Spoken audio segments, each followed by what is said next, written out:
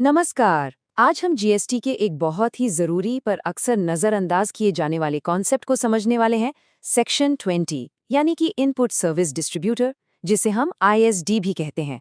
अगर किसी बिजनेस की अलग-अलग राज्यों में कई ब्रांचेस हैं, तो ये समझना उसके लिए क्रिटिकली जरूरी है। जरा सोचिए, एक कंपनी का हेड ऑफिस है। उसने कुछ कॉमन सर्विसेज, जैसे मान लीजिए ऑडिट फीस का पूरा इनपुट टैक्स क्रेडिट खुद ही क्लेम कर लिया और अपनी ब्रांचेस में उसे बांटा ही नहीं। और फिर क्या होता है?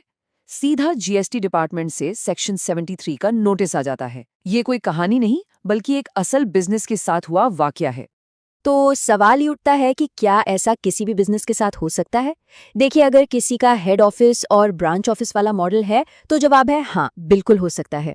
लेकिन घबराने की कोई बात नहीं है, क्योंकि आज हम इसी प्रॉब्लम और इसके सल्यूशन को जड़ से समझने वाले हैं। तो चलिए अब मुद्दे की बात पर आते हैं। ये जो आईएसडी का कॉन्सेप्ट है, ये आखिर किस प्रॉब्लम को सॉल्व करने के लिए बनाया गया है?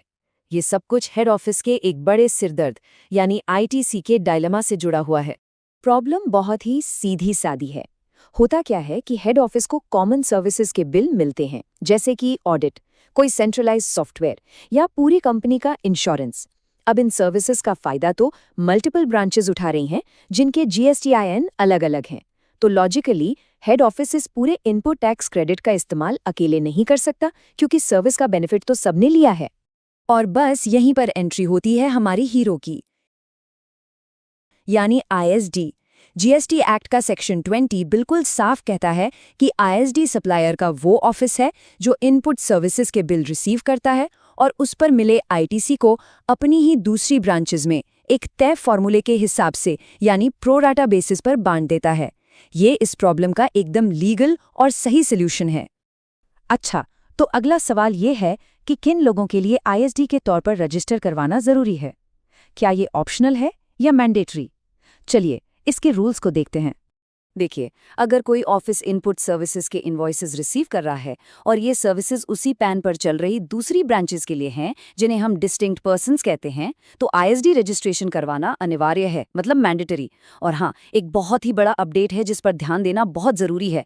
1 अप्रैल 2025 से रिवर्स चार्ज मैकेनिज्म यानी आरसीएम के तहत मिलने वाला क्रेडिट भी आईएसडी के जरिए ही बांटना अनिवार्य हो जाएगा। ये वाकई में एक गेम चेंजिंग बदलाव है। चलिए, थ्योरी तो बहुत हो गई। अब एक प्रैक्टिकल उदाहरण से देखते हैं कि पूरा फॉर्मूला असल में काम कैसे करता है।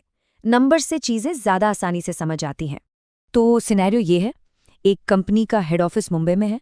उसे ऑडिट फीस का एक बिल मिला जिसपे 1 लाख रुपए का आईजीएसटी लगा हुआ है। अब ये ऑडिट सर्विस सिर्फ मुंबई ऑफिस के लिए नहीं थी, बल्कि दिल्ली और गुजरात ब्रांच के लिए भी थी। अब क्रेडिट कैसे बंटेगा? इसके लिए हमें पिछले फाइनेंशियल ईयर का टर्नओवर देखना होगा। मान लेते हैं मुंबई का टर्नओवर था 50 लाख, दिल्ली का 30 लाख और गुजरात का 20 लाख। तो कुल मिलाकर सारी ब्रांचेस का एग्रीगेट टर्नओवर हो गया 100 लाख रुपए। और ये रहा वो सिंपल सा फॉर्मूला जिसके आधार पर आईटीसी बांटा जाएगा। क्या क्या बात कर रहे हैं?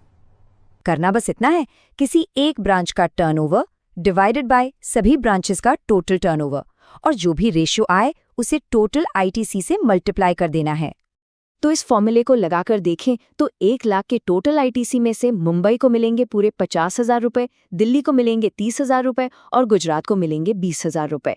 आप देख सकते हैं ये बिल्कुल उनके टर्नओवर के रेशियो में बांटा गया है ना? बिल्कुल सिंपल। चलिए अब एक बहुत ही आम कंफ्यूजन की बात करते हैं, जिसमें अच्छे प्रोफेशनल्स भी फंस जाते हैं। ये कंफ्यूजन है आईएसटी और क्रॉस चार्ज के बीच का फर्क। चलिए इस स्लाइड पर दोनों के बीच का अंतर बिल्कुल साफ कर लेते हैं। बाईं तरफ है आईएसडी, जो सिर्फ और सिर्फ इनपुट सर्विसेज का क्रेडिट बांटने के लिए है। इसमें कोई नया जीएसटी पे नहीं होता, सिर्फ एक आईएसडी इनवॉइस बनता है।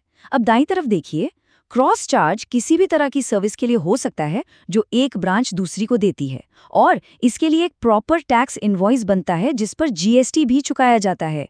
तो ये दोनों बिल्कुल अलग अलग चीजें हैं, इन्हें मिक्स नहीं करना है। अब आते हैं सबसे जरूरी बात पर कि डिपार्टमेंट का नोटिस आने से कैसे बचा जाए। हम देखेंगे कि लोग आमतौर पर क्या गलतियां करते हैं और उनके नतीजे कितने गंभीर हो सकते हैं। देखिए, डिपार्टमेंट की नज़र अक्सर इन गलतियों पर रहती है। पहली, हेड ऑफिस का बिना आईएसडी रजिस्ट्रेशन के पूरा आईटीसी खुद ही ले लेना। दूसरी, आरसीएम क्रेडिट को डिस्ट्रीब्यूट न करना, जो 2025 के बाद एक बहुत बड़ा मुद्दा बनने वाला है। तीसरी, फॉर्मूले के लिए गलत टर्नओवर का डेटा इस्तेमाल करना या फिर किसी ऐसी यूनिट को क्रेडिट बांट देना जो अब ऑपरेशनली नहीं है। और अगर क्रेडिट गलत तरीके से बांटा गया तो सेक्शन 21 के तहत इसके परिणाम काफी सीरियस हो सकते हैं। जिस भी ब्रांच को ज्यादा क्रेडिट मिला है, डिपार्टमेंट सबसे पहले उससे वो एक्स्ट्रा आईटीसी रिकवर करेगा, फिर उस पर ब्याज भी लगाएगा। और बात यहीं खत्म नहीं होती। सेक्शन 73 या 74 के तहत आगे की कार्रवाई भी शुरू हो सकती है। तो इस पूरी चर्चा के बाद वो कौन सी मुख्य बातें हैं जो हमें हमेशा याद रखनी है? आइए इसे एक 5 पॉइंट की सिंपल सी चेकलिस्ट में समेट लेते हैं ताकि कोई गलती ना हो। तो ये 5 बातें हमेशा ध्यान में रखनी है। पहली, हमेशा ये चेक करें कि कोई सर्विस एक ब्रांच के लिए है या कई ब्रांचेस के लिए। दूसरी, हर साल टर्नओवर की एक प्रॉपर वर्किंग फाइल मेंटेन करें। तीसरी, आईटीसी बांटने से पहले अपने GSTR 2B से उसे रिकंसाइल करना न भूलें। चौथी और सबसे जरूरी, याद रखें, नए अमेंडमेंट के बाद आरसीएम क्रेडिट सिर्फ ISD के जरिए ही बांटना है। और पांचवी, हमेशा उसी महीने GSTR 6 के जरिए ISD इनवॉइस जरूर जारी करें। और अब जाते जाते आप सबके लिए एक प्रैक्टिकल सवाल, सोचकर जवाब दीजिएगा।